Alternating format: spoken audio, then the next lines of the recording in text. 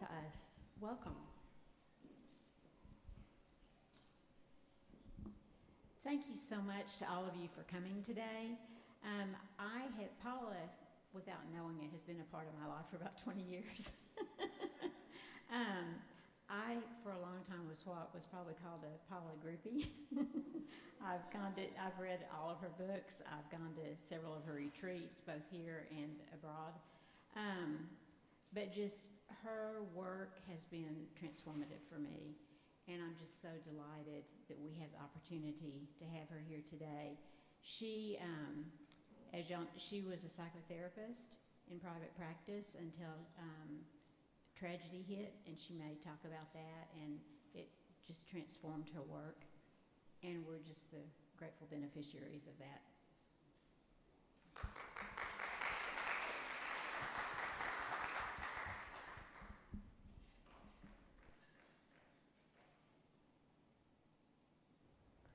Okay, you can hear me? Yeah, okay, good. This is upside down. It doesn't probably make much difference, but let's just take a moment, I don't know, to be together in this space. I was reading recently how the founder of Sounds True, Tammy Simon, was interviewing an author in his home, and she said that everything was set, the equipment was pointed in the right direction, they got the lights going, and the cameras are okay, and so she walks to her seat, and the author, who can tell she's about to start right in, says, "Do you think that we could just sit here for a moment and allow our energies to find one another?" So just take a moment, take a breath, just allow that.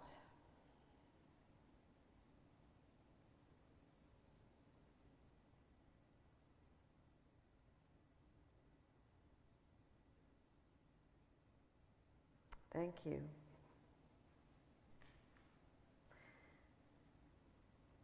I have learned over the years that sometimes the briefest time together is the strongest. A lot of the things I do, 4-day retreats, week-long retreats, or treks that I've taken with people, were gone for a month or more. But I noticed this by speaking in jails, here, including here in Austin, the Austin jail. And I noticed it from speaking in prison. You have 60 minutes, that's it. I mean, they're gonna come and get you and take a hook and move you away if you're not finished up in 60 minutes. And I've been amazed at what can happen in 60 minutes. And this is such a beautiful place, and we've all gotten ourselves here. And I say, let's make this mean something. You only need to listen for what might rise up inside of you, and that will be your thing that you take away, and you go back and you can change your world, actually. I told Cheryl on the way here that no one has ever asked me before to speak about living with an open heart, although it's the subtext of everything that I do. But it was really a great exercise. I started months ago just pondering this and putting things in a file folder, and I found this, that for the most part, the stories about learning to live with an open heart are the ones that come after the heart has been bruised. And that's when we notice it. And those are the people that actually, they have something to say that's really important. And this isn't a judgment, so be sure of this, that, oh, my heart isn't open and so I'm not doing it right. We've all been there, we all will be there again, times in our life where you just want to protect yourself, and you've just had a loss, or you've just been hurt, or you've just been deeply disappointed, or you've been betrayed in some way, and you close in. And really what we're talking about is not that, because that's okay. I mean, that's what we need to do. That's how healing often begins. But we're talking about the fact that to permanently live with your heart closed because life has in some way hurt you is such a loss to you, you know, of what's beautiful in life. And so it's a fight sometimes. It was for me to keep my heart open. So I wrestled in my 20s with a huge loss. My husband, who was 33 years old, our first child, a daughter, Sarah, who was just about 2 years old. We were all in an automobile accident. We were hit by a man who was driving drunk. And my husband and my daughter didn't survive. And what I would have said to you then, I remember this so clearly: I'll never laugh again. I'll never smile again. I'll never see beauty again. And what I didn't know, but what I quickly found out, is that to do anything other than that, you have to go deep, deeper than you've ever gone before. I was, at the time, 3 months pregnant with a second child. I was involved in the accident, just survived. And that was everybody's answer. Well, life externally is going to bring you something new. You're going to have another child in 6 months. And it wasn't an answer for me, because what makes us wake up with an open heart and begin to live with an open heart is not anything on the outside. It's something on the inside. And I was scared. I was frightened. I didn't want to feel hurt again. So the heart opens with the smallest amount of willingness. So if that's an encouragement to anybody, no matter how long it takes, just a turn that says, well, okay, I'll open to this day, or I won't turn this person away. It's just a small amount of willingness. And again, most of the stories that encourage us are from people who themselves have been badly hurt. And one of the people I always think of, you will all know her name from World War II, is Anne Frank. I mean, here was a young girl. I mean, how many people have read something about Anne Frank? Almost everybody here. I mean, she was a young girl, and she was living at an extraordinary time in history. And yet, she remained with an open heart. I will always remember one of my favorite things that she's written was, they were in this annex in Amsterdam where she lived. They were being hidden because the Nazis were out hunting for Jews. So she and her family had been in extraordinary circumstances, just trying to be quiet during the day so they wouldn't be discovered. And she wrote once, it was the nighttime, and she said, I stood up at the head of my bed, and I looked out, and I saw the sky. I could see the sky. And she said, no matter how hard the world pushes against me, within me is something stronger, something better pushing right back. And I felt such a resonance with that, because I felt like the world was pushing against me. And so as she was standing there one of these nights, she heard gunshots. Of course, gunshots would make them all so afraid. People were searching for anyone that was hiding. And she said, I didn't know if I'd be alive even for the next hour. But I looked out at the night sky, and I felt a great calm. The full force of the Nazi armies could not extinguish her heart. Think about that.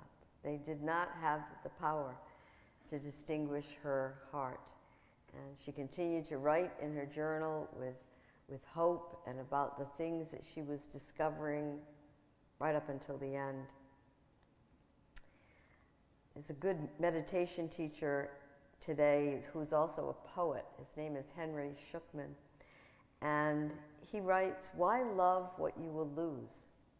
You know, like what could convince people to do this? Because we know that life isn't forever. So we know that anyone we love, the potential is, you know, we lose them or they lose us first. And he wrestles with this question, why love what you will lose? And then the answer he gives is because there is nothing else to love.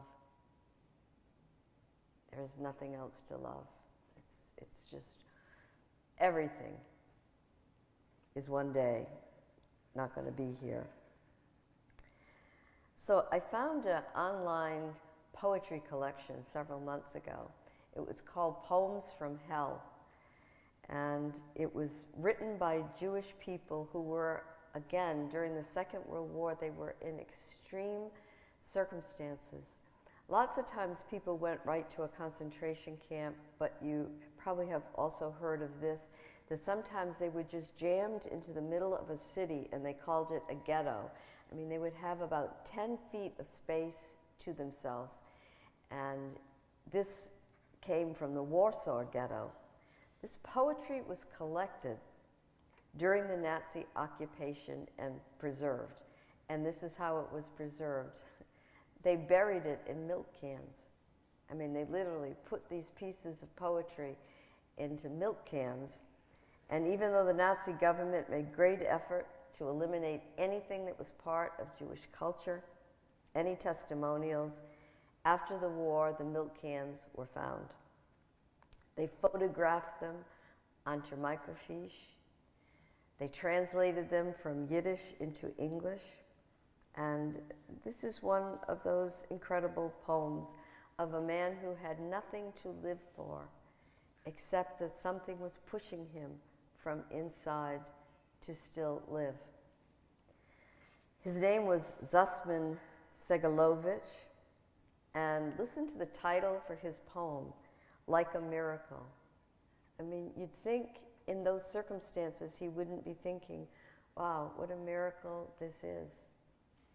And his subject is as beautiful.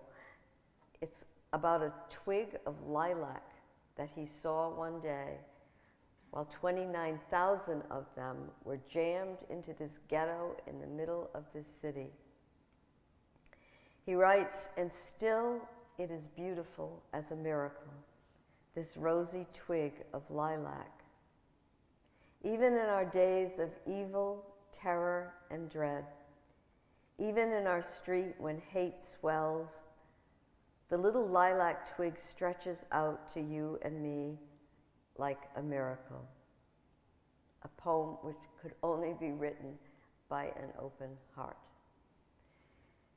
Richard Rohr, who has been a wonderful friend of mine in this lifetime, is always saying that you cannot start with no and expect to get someplace. Expect to find what's hidden deep inside of you. You have to start with an initial yes. And so when Sussman woke up that morning, he looked and saw this twig of lilac, and he started there and then left something so beautiful.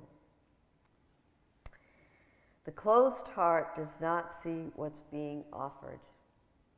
It simply does not. It blocks our sight.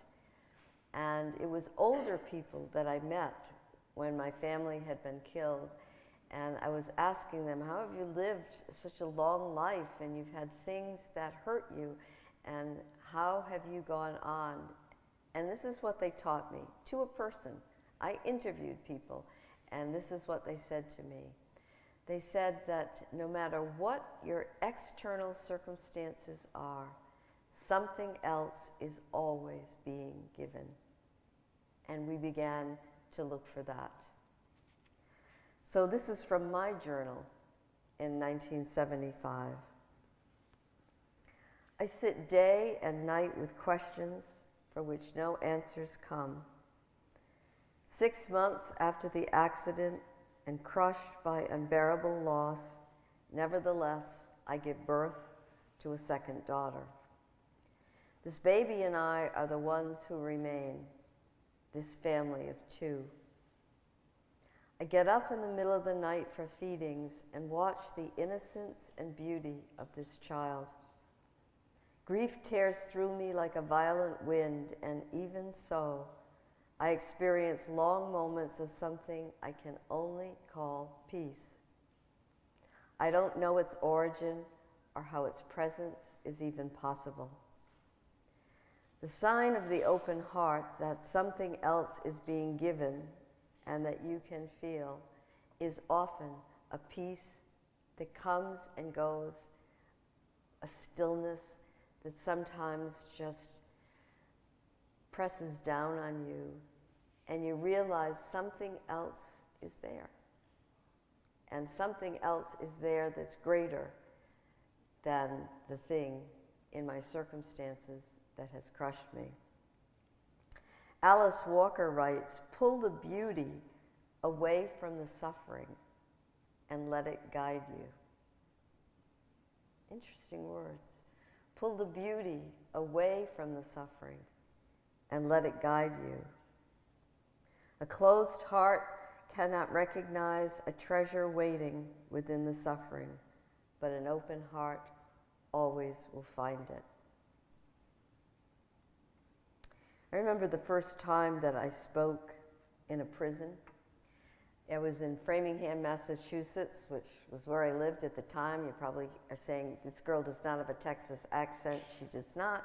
And my Massachusetts sounds come through. And that night, the room was filled with people that came for a talk, prisoners. And I realized it wasn't because they really wanted to hear a talk. It was because it was better than being in your cell. It was better than whatever else was going to happen. And as the women walked in, I noticed that there was one woman, I would call her a ringleader. And the whole group, wherever she sat, they all sat. They covered themselves around her. And they were chit-chatting until finally the sister who was in charge, the chaplain at that prison, stood up and she introduced me and gave me an opportunity to talk. Really tough. I mean, really tough. I never could have gone into a prison and said, "Hi, I'm a psychotherapist and let me try to help you." I mean, they would have chewed me up and spat me out. But if I went in there and said, "Hi, when I was in my 20s, my family was taken away in a moment of time. I mean, I blinked my eyes and it was over, that whole life that I loved and that I'd planned." Then they would listen. Pain recognizes pain. And even in a prison, they had respect for pain. So I did my best that night and then asked for questions. And the ringleader, who I'd identified already, raises her hand and she asks like the impossible question. She said, "When I was young and I was praying to be protected in my family, which was often violent, where was God then?"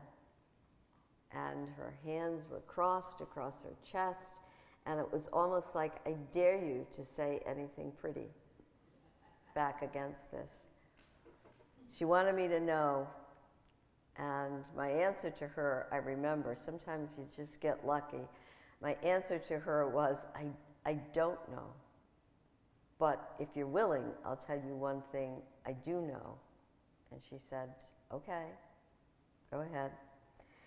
And I said, "I know that when your heart is closed, you hear nothing. And that if you ask that question again of yourself, not of me, and if your heart would open just a little, that maybe today, maybe tomorrow, maybe a month from now, maybe you would hear something. but the heart would have to be opened. So she let it be, and that night I had brought, at the request of the chaplain, some books. I don't know which one of my books it was, but they were all out on a table. So afterwards, the women came forward and they were taking books. I will always remember this. I will always remember this. Women came up to me and said, I have your book, I'm taking it. I don't even read, but I've never been given anything. And then telling me, when I met them at further times, I sleep with this. You know, we don't know. We don't know what's moving in life. We don't know what the something is that's also being given. But the girl, whose name I learned was Sherry, came up to me when a crowd of people were around, and she just spoke into my ear, and she said, you know that thing you said, that open your heart thing? And she said, I'm going to try it. And then she walked away.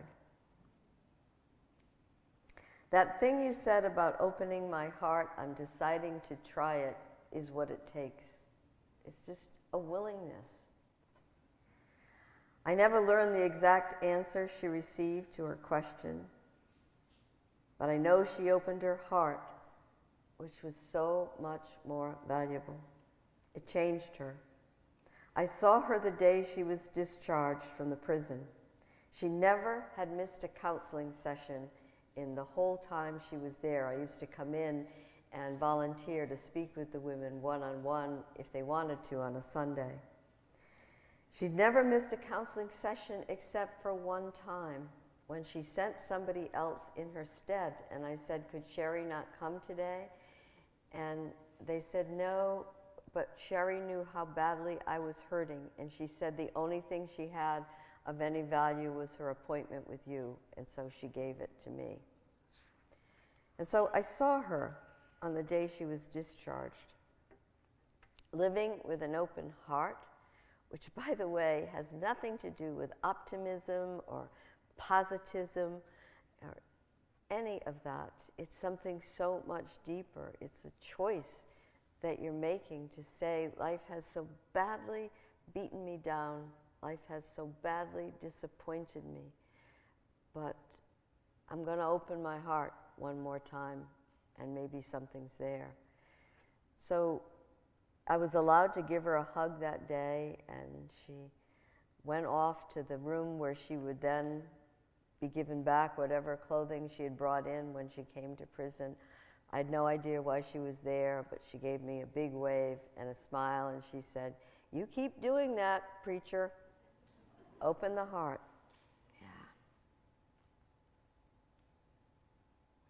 The open heart is like a fire that cannot be put out.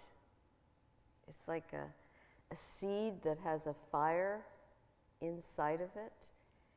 And again, it can take a long time to get there. It took me a long time to get there. Opening my heart just didn't feel safe. But an open heart is like a fire that cannot be put out, a light that will always burn. So I want to give some examples that we share about open heart, and all we knew probably at the time was, this moves me. If you remember during the time of COVID, when we were all scared to death and didn't know what to do, I mean, it was everybody's first plague, an amazing thing, the world over. And I remember in March of 2020, at Easter time, the great singer Andrea Bocelli went to the cathedral in Milan, and he sang for the world. I mean, he just stood there and sang for the world. And the last song that he did, he stepped out of the cathedral and he just sang one more song and then walked away. I mean, his open heart, his wanting to give, his wanting to offer something. Most of us remember that if we saw it, and think of how beautiful, really, a thing that was. The poet Jan Richardson says, make us wise to the fire in our bones that cannot be put out, that can still somehow be touched by an invitation from inside, from within. A woman named Cleo Wade writes, "It is a profound act of love to choose who you are going to be instead of living in response to what has hurt you and what happened to you." I'm going to repeat that. I reread this weekly. It is a profound act of love to choose who you are going to be instead of living in response to who has hurt you and what happened to you. I attended a conference last year for musicians. I'm not a musician, I was just speaking to musicians. It's something that I seem to do a lot. I don't know how that started, but there were maybe 150 musicians there. And one of the men, a singer, songwriter, was about to debut a new hymn he'd written. So there were big screens up on the walls so people could sing along. And I noticed after a while that every time we sang the chorus, there was a repetitive line, which was, "I choose love." It's a huge choice. It's a huge choice. Because love may mean that you're going to choose love instead of being in response to someone who's hurt you. It may mean you're going to give your life a try. This is what I wrote, even as I was sitting there. This song, this hymn, is so beautifully and tenderly written. The words displayed on the screens can't even account for how lovely it is. Even so, was the line that was repetitive, "I choose love." I only sang along for a short while, then closed my eyes to listen.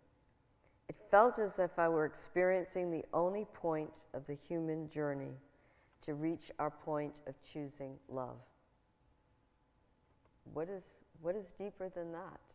What else is being asked of us? I feel that every single day of my life.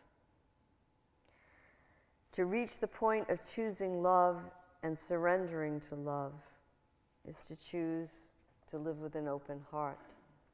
And it usually is the culmination of many choices over many years. A question I ask myself all the time is, how do I want to live out this day? I mean, I left my house this morning to come here. I live probably as far from here as you can live and still be in Austin. I'm in the southwest corner, and you're way up here. But I've agreed to come. How do I want to live out this day? How will I meet life?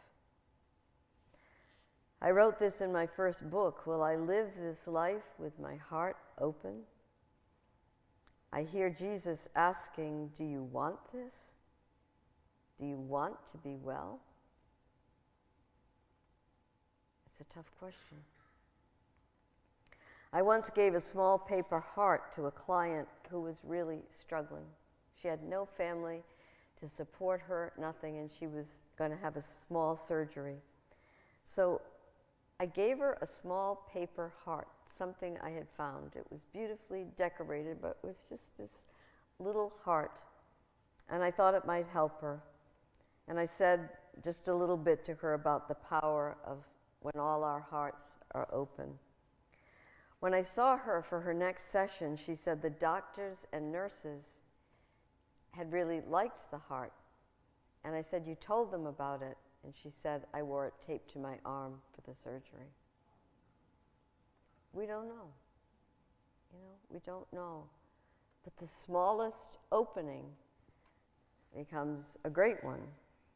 You probably have been watching or did watch when the monks from Dallas-Fort Worth were doing their walk for peace.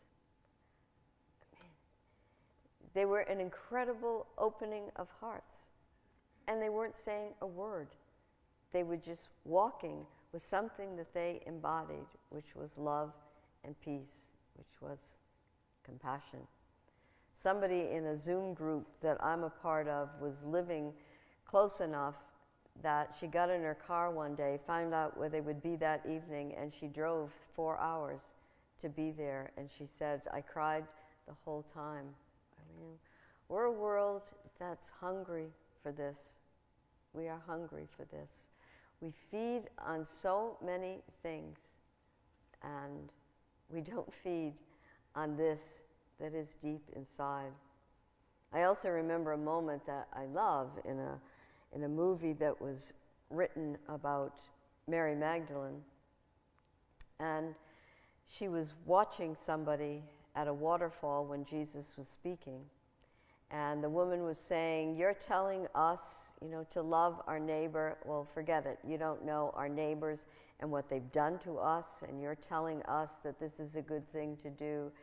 And no, I've been bruised and I will not do that. And there's a split second in that dialogue, and then Magdalene asks the woman, but as you live out your life, how does that resentment that you're carrying feel? What's it like? These are the words of a woman named Mary Bilderbach. It's called A Commonwealth of Light. When you think about it, the cosmos has spent all its time, all its energy, and all its creativity preparing for this moment. When you think about it, there is only one question we ever need. Is what we are doing beautiful? Is what we are adding beautiful? Go then, she writes, take this question and plant it in the world as gently as you have planted this earth. The divine comes to us in life and is asking us, is what you're doing beautiful? In the Middle East, I've done so much work with men and women from the Middle East. I mean, everything is such a flashpoint today.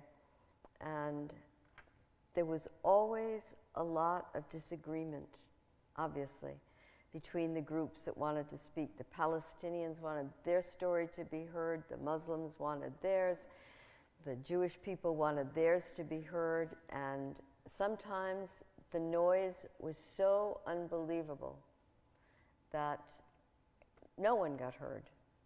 So somebody thought of an idea. They said, as we meet together today, let's just be quiet when somebody else speaks. If you agree with them, you agree with them. If you don't, you don't. But if there's something even that moves you in their plight, in what they said, then when they finish speaking, you can just go and stand behind them to show them, I heard you. I'm moved by it. And it worked, actually, really well. And so we were constantly, maybe 40 of us, we were constantly standing up. And when somebody spoke, you were always asking yourself that question, does that move me? Does the plight of this person move me? Or do I agree with what they're arguing for? And then, if so, you would go and move. So there was a constant movement. And then the youngest girl there, I remember her name was Shira. She was a young Jewish girl. And it was her turn to speak. And so everybody listened. And what she said to us was, I cannot bear what we are becoming with anger in this world. And every single person went and stood behind her.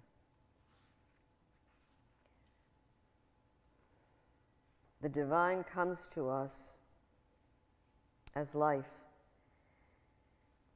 And to create a more beautiful world, we need to live with open hearts. Sometimes people learn to love in prison. They do. It's the best community they may ever have had. And all most people need is just someone to treat them kindly, There's a Buddhist writer, and I love this line of his. The root of all unkindness is certainty. Because when we're so certain, I have the answer, you do not, then we're judging. So people can sometimes learn to live in prison because it's the least judgmental place they've ever been in. I've seen those with life sentences, knowing that they will never leave there, open their hearts.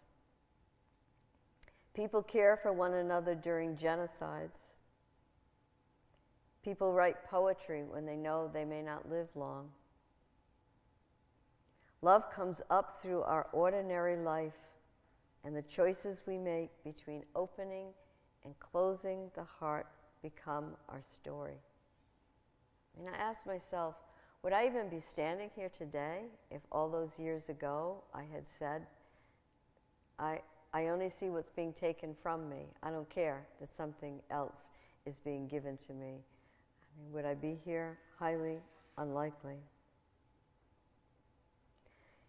Concentration camp survivor Elie Wiesel wrote before he died, I now know that every moment is a new beginning, and every word can become a prayer.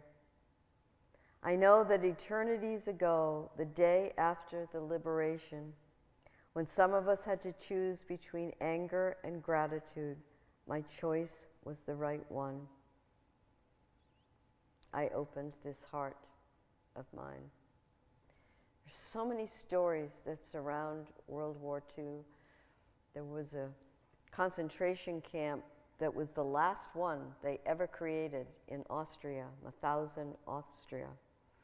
And so the people that came to that camp at the end, like almost victory was declared, almost people were going to be released, and they're taking these people that are emaciated and that are worn and that have no strength, and they're asking them to work in a stone quarry and break up stone in order for the Nazis to pave new roads.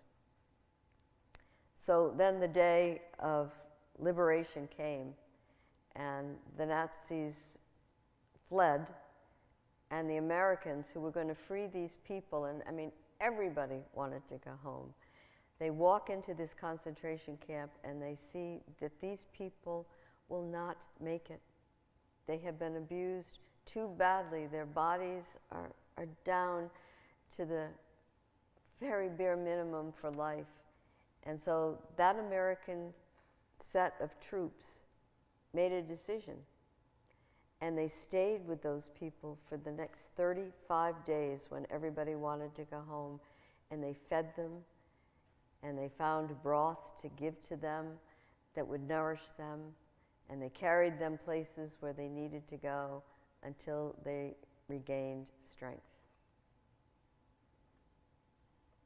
It's a beautiful thing that was done out of hearts that could have been so angry, justifiably. But there's something in us, and be really glad for this, there's something in us that is able to move against our own hurt and recognize something powerful that's being given. And they were of that ilk.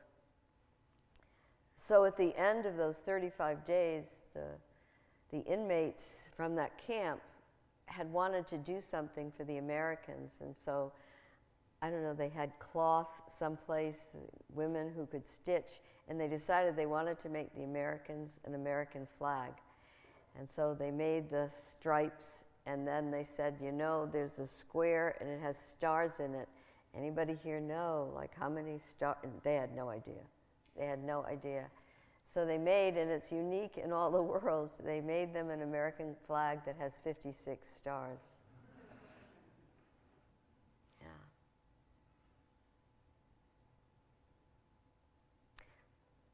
Let me stop for a moment and ask you this. What's running through your heart and mind? What are you hearing? What do you need to hear?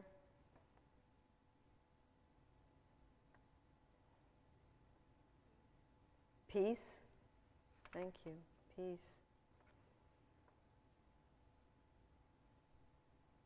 What else? Love.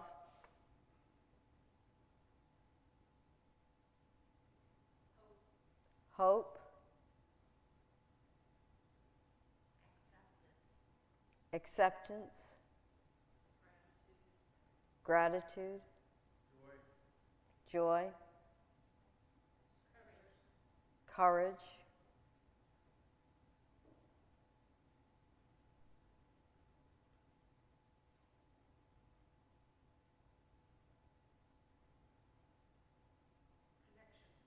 Connection. Laughter. Acceptance.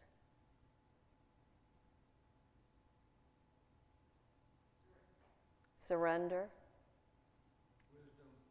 Wisdom. Faith. Forgiveness. Trust.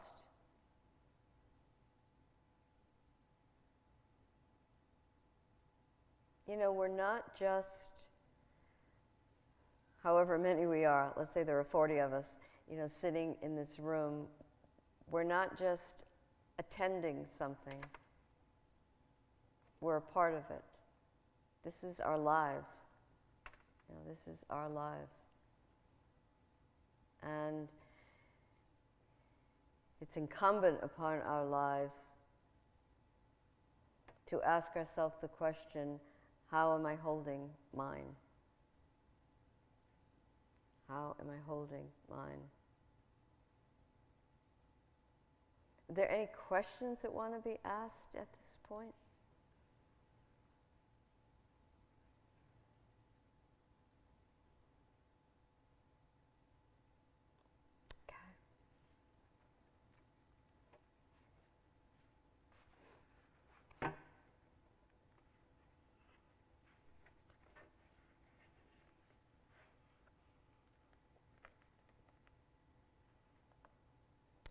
This is something I learned about termites this year. I mean, we know carpenter ants build grand structures. I always thought termites tear down structures, but they also can build grand structures also. But what scientists that were studying them came to realize is that when they do that, there's no leader. Like in the ant colonies, there's definitely a leader. You worker ants go this way, you go here, you go there. And with the termites, there's no one that's leading. But they realized that when an action was taken by a termite, a small signal is set off that encourages the next person who goes to that spot in the building to know what to do, being led by that little action. I mean, this is like, I know you're saying to yourself, who hired this woman to come here? But it's a very important thing because we're always giving off signals. We are always giving off signals. I'm safe, I'm not, you know, I care about you, I don't care about you. We are always giving off signals. In the ghetto in Lithuania, in Kaunas, again, the Jews were just moved into a central space. 500 of them managed to escape, but there were 29,000 of them to begin with. So most of them ultimately were sent to camps. And here's what they did with their time in that space. They wanted to choose somebody to be their leader, and they chose a physician because everyone liked him, because he was gentle of spirit, and everyone trusted him. And what he decided to do in the hours and the days that they had left, he convened a symphony in that ghetto. And people went home and they got their cellos, their violas, their oboes, they got whatever instrument they had. He said, we're devoting ourselves to opening eternity in whatever moments are left. Ultimately, most of them were sent to concentration camps or joined the Soviet partisan forces in the forest. The area in the ghetto enclosed by barbed wire was left. But each day the symphony orchestra played until the end. And the survivors say, we decided that we would make music on our way out of this world. Make a commitment to walk the earth in a new way. Ask for healing for this heart of yours. Treat it with love.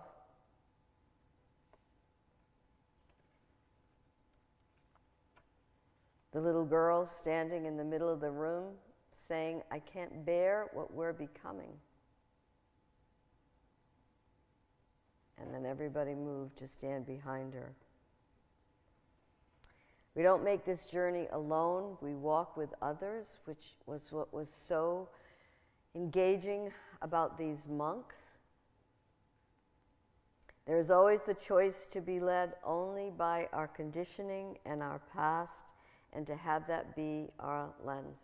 Always is that choice. And I look back sometimes now and I think, what had to happen in me before my heart could open?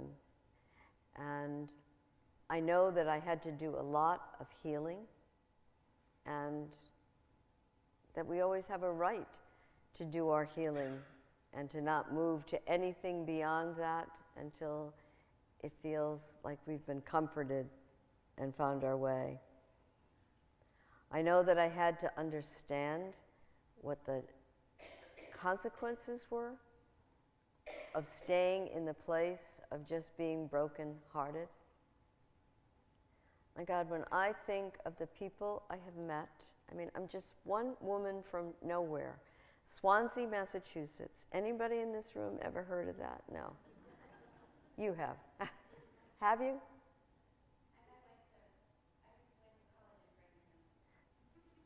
Okay, so one other person knows of Swansea, Massachusetts. But all of these things happen within ordinary lives, right? The tables at which we sit, the conversations that we have. I mean, there was no reason, to believe anything extraordinary would happen to me, except one day when my pain was so great, I picked up a pen and I wrote just to manage the pain. And one day, that became a book. And then one day somebody said, that helped me write another. There's always the choice to make a different choice and be true to love. The energy of our choices moves through the world.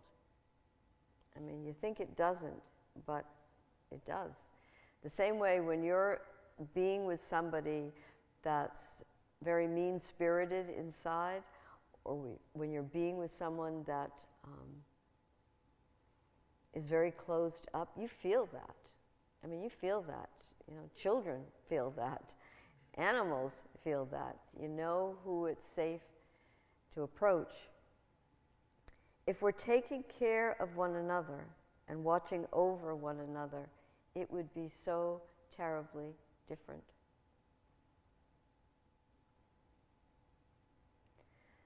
So when we know the deeper heart, then we begin to live and to see from that frequency. That's exactly what happens.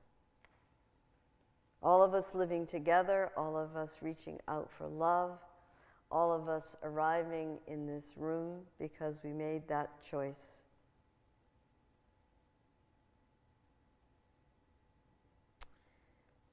Let go, the poet writes, let the tide take you, let it carry you, trust it, it knows where you need to be.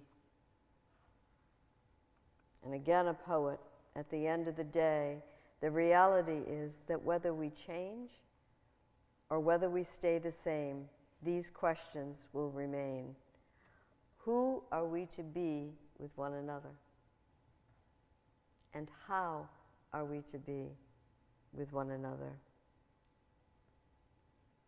What does it mean to take care of things, or to take care of people, or even to take care of yourself?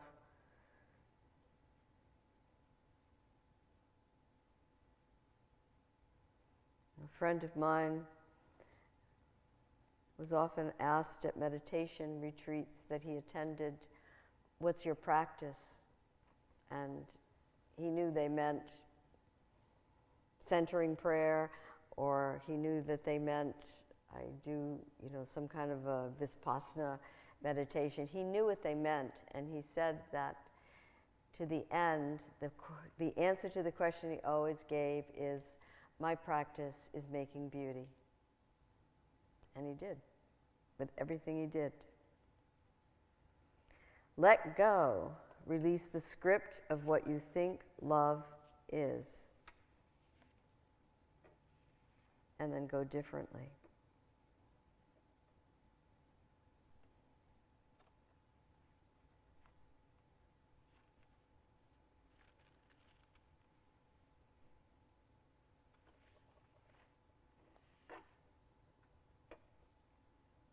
Everything is offering itself. Everything is offering itself. Every flower, every piece of art, it's all offering itself. At the end of my time at the Framingham Women's Prison, there was one woman that was particularly difficult to say goodbye to. She'd been with me since the start. And on our last day together, I was then moving to Texas, and she said to me, "I want to tell you why I'm here in prison." They tell you never to ask anyone that. And I said, "You don't tell me. It doesn't matter. I have grown over this year and a half to so love you. I do not want to know." And she said, "I want to tell you." And we argued back and forth. And then finally she said, "Please, it matters to me." And I said, "Okay, why are you here in prison?" And she said, "Because one night I had an argument with my husband. I drank too much. I got in my car and I caused an accident that took the lives of a father and a child." And so there we were. And we were both crying, but I was crying for her, and she was crying for me. And you can't touch in the prison, but our chairs were close to one another, and I put out my jacket over my hand, and we held hands underneath the jacket. In the 1990s, that happened. In 2007, she was released from prison. She's a beautiful person. She had helped so many people in that prison because she was educated, and most were not. She had helped them to earn their GED. She had helped them to find jobs online. She had helped them to find job training. Some people, she actually helped them to enroll online in college. And so I was doing a large gathering for women from all over the world, and I said to her, "I would like you to come, and I would like you to be a speaker." And she said, "Okay, but, I'm not a speaker." And I said, it's okay, it'll be good. And unknown to her, there were many people in this audience, over 1,000 women, who had come because they had formerly been in prison. And there were many people there who had come because we brought them because they had formerly been homeless. I've learned so much in the length of my life, because sometimes it's the difference between one break and one break that didn't come, and it could be any of us. It could be any of us. So we had asked women who could afford it to bring somebody else who couldn't, so that no one was not in that room because they couldn't afford to be there. So that was what Julia met that morning. So she got up to speak, and when she got onto the platform, I was still standing there, and we hugged one another, and we both cried. This is a day I always said, someday, you're going to come to something I do and you'll speak. And this is what she said to that group. I went from being a businesswoman, a wife, a daughter, to being number F36415. And the minute she said her prison number, there were women all over that ballroom who stood up because they'd been in prison and they knew what it was. And they weren't high-fiving and they weren't applauding. They were just standing up in honor of how hard life can be and what it takes. What it takes. I mean, I'm famous in retreats for drawing a line across a board and saying that sometimes for one person to go from here, from their beginning, to like a quarter of an inch more is heroic. But some of us in our lives, we can go from here and we can come there because people believed in us, because we had advantages, because we were educated, because people were willing to be with us, and some people only that far. Julia said, I entered a prison and was there for 8 years. It's a secret, hidden, voiceless society, one of the many in our world. I was with real women. They bleed, they feel, they fight to survive. No matter what a human being does, if we judge them mercilessly, we've compromised the inherent worth of their humanity and of our own. She went on, we need one another. That's always true. We learned that. Together we were stronger than the darkness of the prison. Together we learned to love. And then she told them why she was incarcerated. And when we got evaluations after this weekend, and the ones that came in about Julia's talk and what had moved them the most, and they said the moment that they would never forget is that we had embraced because we could, because we can. Because to me, I think that's what love one another means, and it's hard. We are part of something very large, and so how can we live together? The beautiful thing about us is that we are able to open to love and be changed by it. Every race, every religion, those who have never been loved. I mean, I've spent so much of my life being with people that I know had never been loved. And then I would say to myself, you knew love. You knew love. You were given love. It was my editing that to say, but it should have lasted longer, or why was it taken away? But I knew love. And when I gave away the editing, I knew what my life had to be about. Lisa Irish writes, I cannot write of my life without awareness of the life I share with all beings. The state of the world is extremely demanding on my mind and my heart. It's often overwhelming and heartbreaking. There is no sense to be made of some things, but it's ours to navigate. And then some real wisdom from teachers. Eckhart Tolle, treat the world and all beings with reverence. You don't know. You don't know before whom you stand or whom you're judging. Mark Nepo, wonderful writer, time and time again we're offered the chance to learn this, to put down what we carry and open the door to a different banquet. And that would be the banquet of love. The Dalai Lama says there's another way. There's another way to be, and we are not hearing that.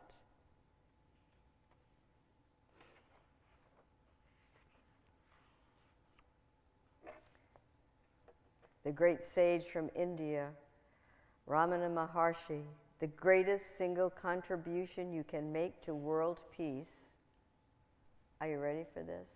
The greatest single contribution you can make to world peace is to show up awake. It's not an action step. It's not that you're going to found something. It's not giving away all your money unless you want to. The greatest contribution you can make to world peace is to show up awake. To show up awake. So I want to give you this image. Again, the poets they're the offerers of images. The poet Jan Richardson tells of friends of hers that had cleared a place behind their home where they were going to build a mother-in-law house for the husband's mother. And it's interesting, while they were in the process of building this house, the mother-in-law decided to go and live with another child, and so then they're left with this unfinished house. And they basically, the studs were up, it was framed in, there was no roof. And then one of the grandchildren was about to be married, and he said, you know, I think I'd like the reception to be in that unfinished house. And so it became known in the family as the wedding house. So they put luminaries down the path, and all the wedding guests, after the ceremony had taken place, they walked down into this unfinished house. The feast was laid on the floor, and everyone was delighted. On the way home, Jan Richardson, who had attended the wedding, had a sense. She said, I was struck by the grace of the house's incompleteness. Because, you know, when we add in all our certainties and all our conclusions and all our opinions and all our points of view, which are all euphemisms for judgment, when we take away all of that, we might have a very open-ended place inside of us. So she was thinking that. She said, when I drove home, the constellation, the Seven Sisters, was dancing in the night sky. And that night, I dreamed that my bones were strung with lights, the same way the studs in the wedding house had been strung with lights. And she said, I was waiting in the wedding house in my dream, and here were the guests waiting to dance under the night sky. And I read that as a beautiful description of the path of love, never completed, souls to meet along the way, love coming through ordinary life, and the question being, how will I meet this life of mine?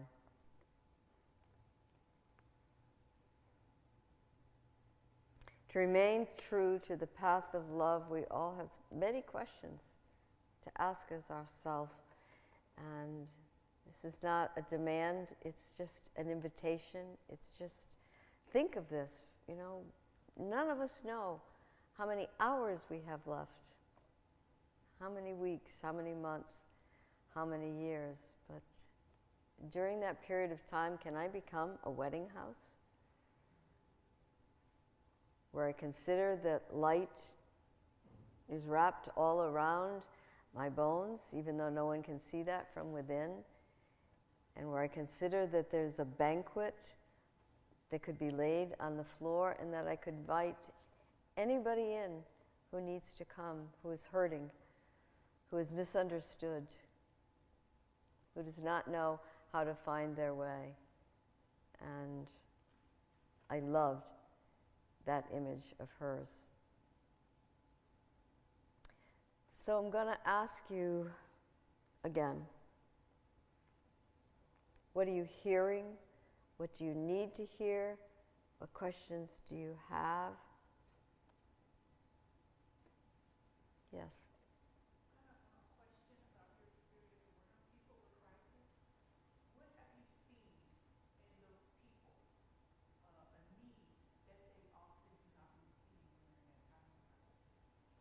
Great question.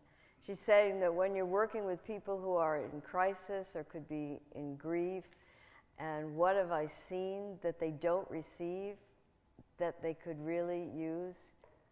Honestly, mostly space. Time and space to do something on their own. I mean, the remark that was said to me more often during the years when I had lost my family was, you know, by now, you should be. And then they would enumerate it. And in case you're wondering, they probably had not lost their whole family in a night in their 20s. But it's space to do the work. And that when you come to be with someone who is grieving, you just need to be there. It's presence. It's presence that is needed more than anything else. And there was a woman, I will never ever forget her. My gosh. I sat with her, or let her sit with me night after night after night, and she never would say anything. I would spout terrible theology. I would say, you know, all the things that were wrong in the world, and she just would say to me, and I think these are really important things to say. Because it takes as long as it takes, and no one knows. You know, no one knows. And this perhaps is the best example I can give, is that I was offered by a friend who had engineered it a chance to meet, if you're old enough to know who Norman Vincent Peale was, some of us are, some of us famous Christian clergyman, for those of you who are blessedly young. And I was offered an opportunity to speak to him. He agreed to do it. And I went in to see him in his New York office, and I was living at the time in Connecticut, and so it was close. And I didn't want to go. I mean, I really went like this. I cannot believe she did this. I'm not going to open myself to this. You know, and he's probably going to have this monster Bible there, and he's going to point to it, and he's going to say, if you had faith, you know, your heart wouldn't be breaking. I mean, I didn't want to go, but she drove me. She dropped me there. And when I walked into the room, Dr. Peale was looking out the window, and he heard me, and he turned around, and he had beautiful blue eyes that were so loving. And he indicated to me, let's go sit on the couch. And in front of his couch was a coffee table with the biggest Bible I had ever seen. And I thought, here it is. Here it is. And he asked me so disarmingly, he asked me the question no one had asked me. Because when people visited me, they wanted to fix me because it was uncomfortable for them to not know what to say or to see my pain or to bear with my tears or my nose. No, I would not like to join you at Christmas, not celebrating that this year and probably not next year. I mean, it was all of that, you know, inside of me. And so Peale asks a different question. He said, I wondered, would you tell me how you're feeling? Would you tell me in your own words what has happened to you? Amazing. So I started in, and just 2 sentences into it, I started to cry, and he cried as well. Tears ran down his cheeks, but he never interrupted, never said a word. And I went through my whole well-rehearsed story of, God has abandoned me, and how could this happen, and, I don't understand, and not a word. He just listened. Eventually, he reached over and he held my hand. And I got to the end of what I had to say. I mean, he just asked what it was like, and I said, yeah, this is hard. It's hard because of the pain. It's hard because people don't understand. It's hard because people say to me, I know how you feel, and I wanted to rip someone's hair. And I mean, I wasn't cute and pleasant. And I just told it.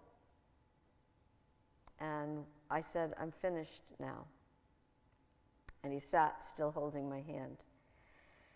And then he said, young woman, you have a very difficult challenge ahead of you. And again, I mean, I thought, I just drove from Connecticut into New York to meet with this man who's telling me you have a difficult challenge. I mean, God, the guy that delivers the milk could have told me I had a difficult challenge. This is your best, your personal best, but I didn't say anything. And I just said, what do you think that challenge is? And he said, God love him. He said so courageously to me, he said, it's to discover the purpose of your life. And I said, sir, I said, with all due respect, I said, I lost the purpose of my life when my family was killed. And he got up so close to me. He had this crooked arthritic finger, and he was pointing it, and he said, young woman, that was the purpose you wanted. But life itself has a greater purpose. First time I'd ever heard that. It's like I wasn't the center. It's not all about you. Or, he could have said it so meanly, like, go read some history. You seem like, there haven't been many wars in Swansea, Massachusetts, And I heard it. And then he said to me with his crooked finger, and do not waste your time looking out there for what life's purpose may be. It's only here that you'll find it. No one can give it to you. No one can decide it for you. It's only here. I felt that moment, I mean, he probably would die if he could hear me say it this way, but I felt at that moment like he was an alchemist. He'd taken the base lead of my life and he had given me something that was really worth something. Yes, that's the purpose that you wanted, but life itself has a larger purpose. Look for that. I think it's the same thing underneath it. I just did this with somebody this week, a young nun who is in they all are in a convent where all the women are dying because they're all aging out at the same time. And she said to me, I'm just overwhelmed. And I said, would you be able tonight, and take someone with me if you must, but I said, just go outside tonight and stand and look at the night sky, because that's greater than we are. That's a purpose that opens us. And she actually did it and wrote back a beautiful letter of what she realized when she was standing under the night sky. So this is what, he said to me. Because there's more than my life, more than your life. There's what's been holding it all along. And is it difficult to live in a world where we'll all lose our lives at some time, and we'll lose the people we love. Of course it is. Of course it is. But as the poet said, and as I said earlier, but there's no one else to love. These are the terms. And that change in me was worth any amount of money I could have given him, although he didn't charge a minute for it. Yeah.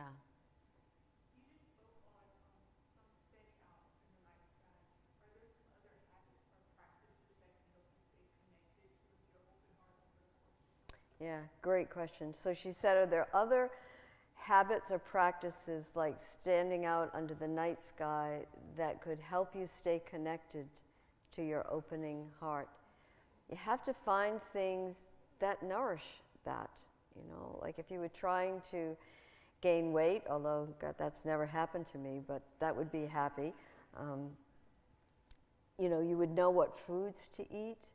Well, if you're trying to look at life in a brand new way and to find a love that's always been with us, life is about this love, and then you'd have to go to things that nourish an open heart.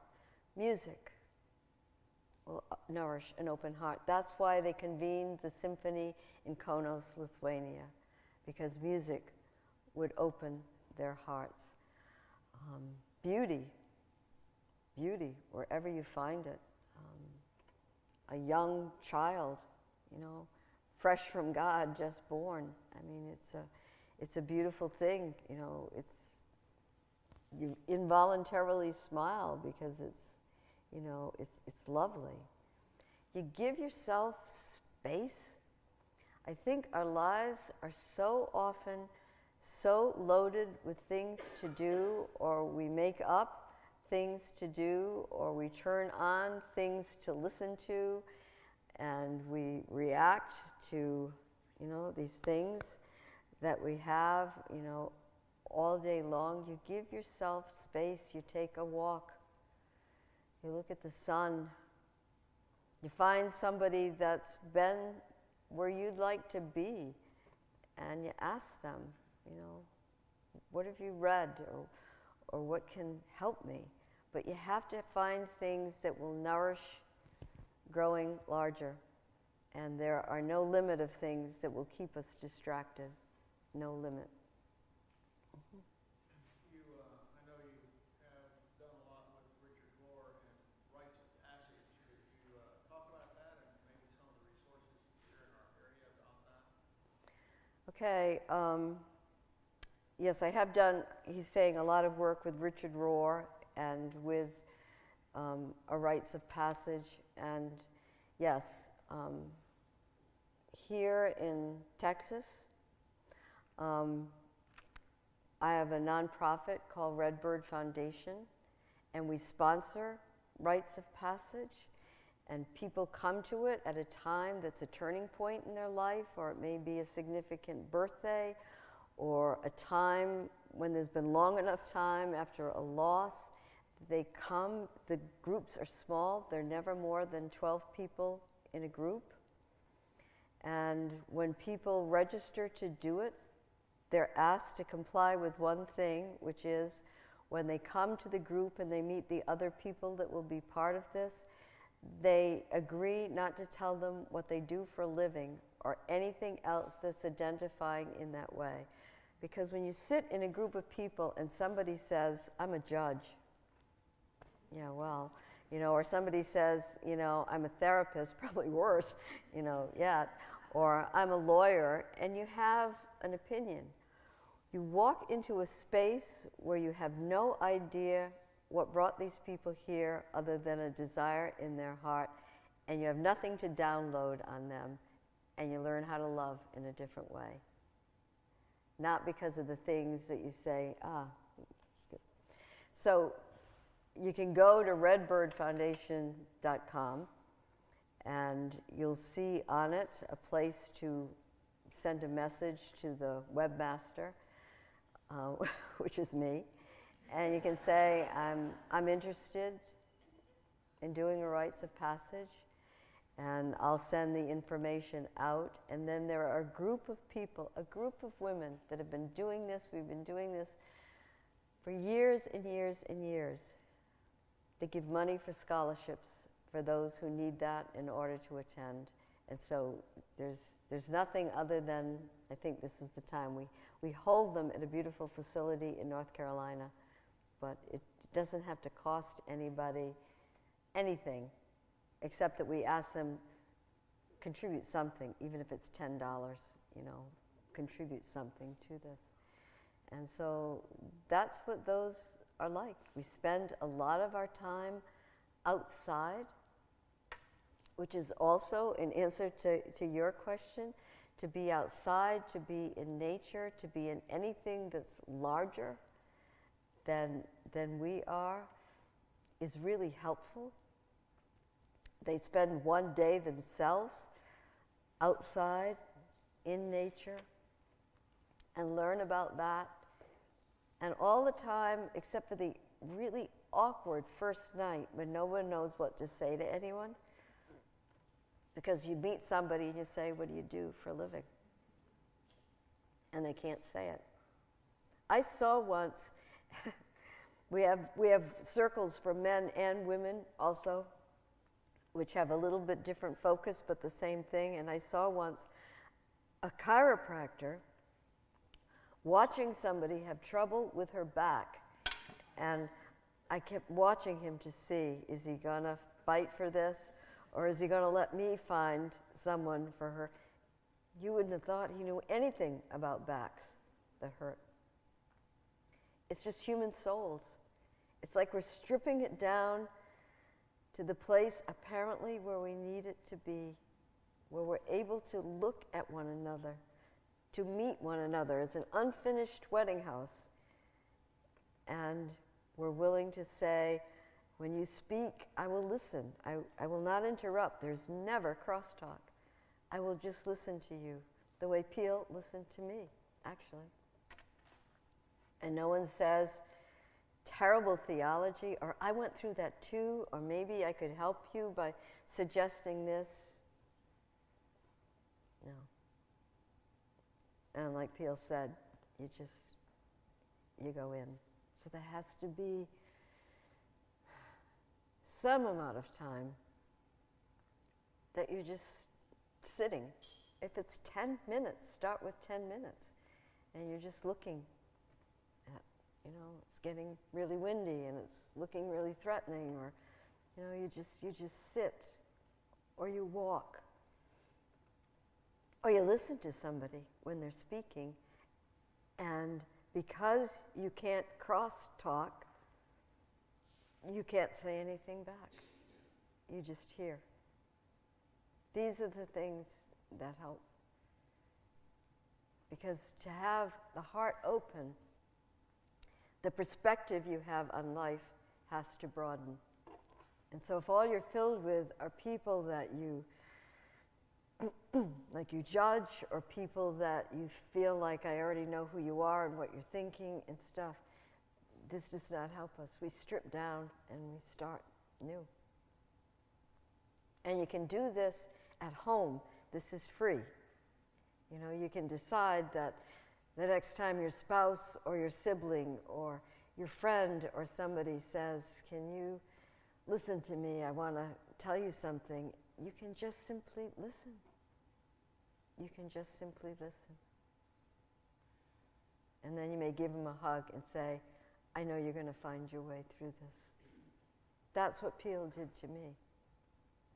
Young woman, this is a mess. Yeah, this is a mess. But if you look in here, you'll find your way. If somebody's always telling you what to do, then you always need them to tell you what to do. So remember the termites. No one is telling, but just every action that happens leaves some kind of an indication of the next thing that needs to happen, and you start listening. to the earth. Does that help? A follow-on question. Some of us here are in the latter stages of our life, and is there, well, I know there are programs, I wondered if you could describe some that might offer how we find our purpose as, and particularly step in the role of being a wise elder. I know about some of those resources, perhaps you can. Okay, so he's asking about, he said some of us, which includes me, are in the latter part, of our life, and are there programs or things that we can, instead of avoiding that and using age-defying creams and, and comporting yourself as though you're still 32, yes. One is based in San Antonio, and it's called Forest Dwellers. It's a 2-year program. I speak at the second year of that. It's so fine. It is so fine. And there is another one that generates out of Canada, but it's for Canadians and US together, and it's called Growing in Wisdom. And it's about looking at the elder years in a way that's very different. It's very different. So if anybody wants that, you can give me your email before you leave here, and I can send you exactly who you would contact. Through the Forest Dwelling program, too, and I'm glad for that. There's another program called Elder Rite of Passage that builds on what Richard Gore has done, and I've gone through it. Okay, so he's saying he's been through the Forest Dwelling program, and one based on one of Richard's programs about elder rites of passage, yeah. So you just start to look and you find that, yeah. Mm-hmm. What has felt inspiring to you recently that feels kind of new in your life? What has felt inspiring to me recently that has felt new in my life? Let me think.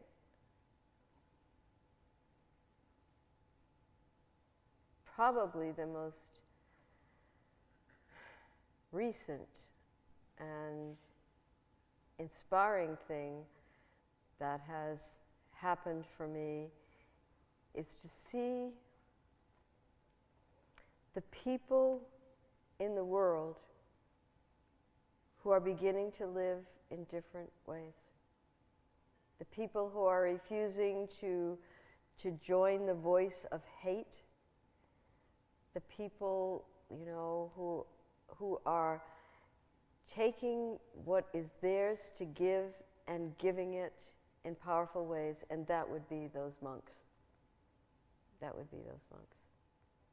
I think if the doors opened now and they walked in, you'd feel a different feeling in the room. But that would be it for me, because they embodied it as opposed to trying to proselytize it. They had no agenda. They walked barefoot, some of them. They walked for 2,300 miles. They walked from October into February. They walked in the hail. They walked in the cold. They walked in the heat. People handed them flowers that they then handed to people who were hurting, and people gave them food to sustain them. And they rose up out of nothing in, a time and a period where a lot of things are very contentious.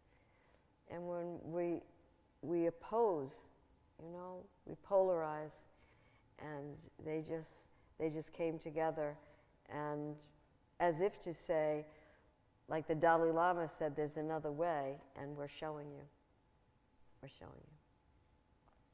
So I want to honor the time that I had. Let's just take a moment to be quiet together.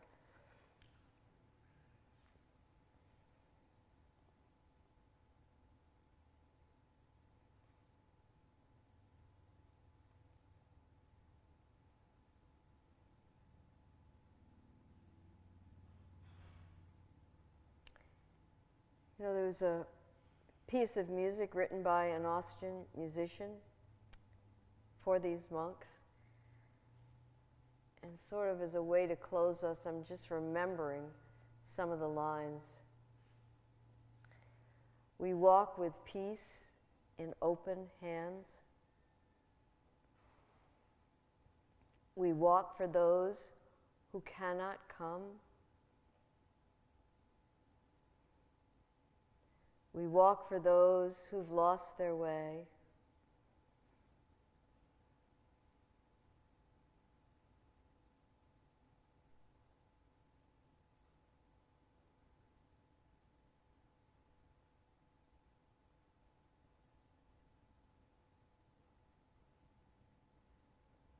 We walk to do what we can.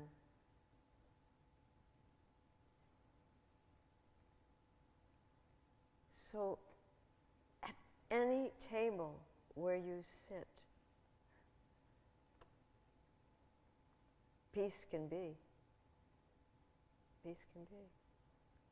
It's the places we have sat, it's the places that we will sit, and it's who we'll be and what we'll carry.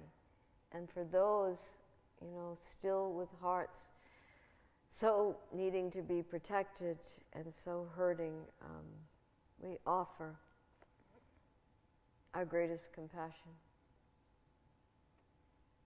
But there is that night sky and something else one day that we pray you'll find. So, thank you.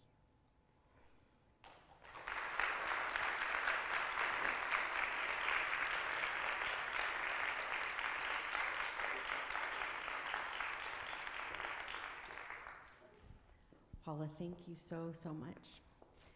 Again, you all, thank you so much for coming. My name is Demery. I'm the Associate Rector here at St. Julian's, and we want to invite you to come by St. Julian's anytime you want to. We have, I was thinking we have a beautiful columbarium and memorial garden that's open. If you live in the neighborhood, we have a playground for kids. You are welcome to come anytime and be with us and be near us. And thank you so much for this blessing today. We have, in the back, we have books, Paula's books, and I think, are you going to sign them for? Okay, she's willing to sign books, and thank you. And please help yourself to some snacks on the way out. We've got plenty. Thank you all.